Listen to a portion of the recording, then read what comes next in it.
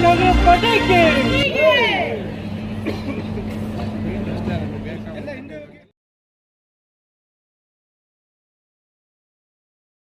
ನಿಮ್ಮನ್ನ ನಿಲ್ಲಿಸಿದ್ರೆ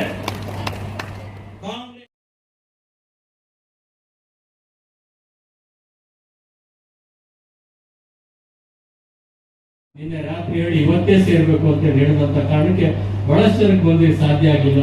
ಹಾಗೆ ಕುಮಾರಸ್ವಾಮಿ ಅವರಲ್ಲಿ ಮತ್ತು ಹೆಗಡೆ ಅವರು ಸುಕುಮಾರ್ ಶೆಟ್ಟರಲ್ಲಿ ನನ್ನ ವಿನಂತಿ ಅಂತ ಹೇಳಿದ್ರೆ ನಿಮ್ಮ ಕ್ಷೇತ್ರದಲ್ಲಿ ಈ ರೀತಿಯ ಒಂದು ಕಾರ್ಯಕ್ರಮಗಳನ್ನ ಮಾಡಿ ಯಾರ್ಯಾರಿಗೆ ಇವತ್ತು ಬರ್ಲಿಕ್ಕೆ ಸಾಧ್ಯ ಆಗಿಲ್ಲ ಆ ಸಂದರ್ಭದಲ್ಲಿ ಅವ್ರನ್ನೆಲ್ಲರನ್ನು ಕೂಡ ಕಾಂಗ್ರೆಸ್ ಪಕ್ಷದ ಮುಖ್ಯವಾಹಿನಿಗೆ ಸೇರಿಸಲೇಬೇಕು. ಯಾಕಂದ್ರೆ ಸವಾಲು ಬಹಳ ದೊಡ್ಡದಾಗಿದೆ. ಅದನ್ನ ಸ್ವೀಕಾರ ಕೆಲಸ ಅಲ್ಲ.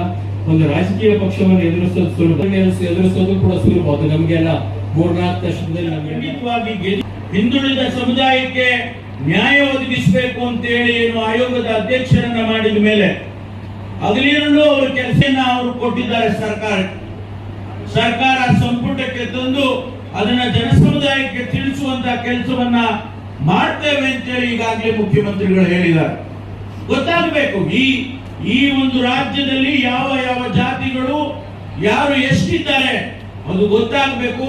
ಅದರ ಮೂಲಕ ನಾವು ಕಾರ್ಯಕ್ರಮಗಳನ್ನು ಕೊಡೋದಕ್ಕೆ ಸರ್ಕಾರಕ್ಕೆ ಸಾಧ್ಯ ಆಗ್ತದೆ ಅಂತ ಹೇಳಿ ಆಗುತ್ತೆ ಅನ್ನುವಂಥದ್ದು.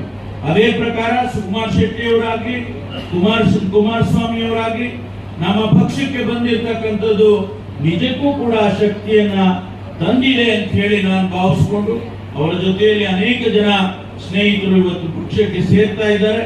ಅವರೆಲ್ಲರಿಗೂ ಕೂಡ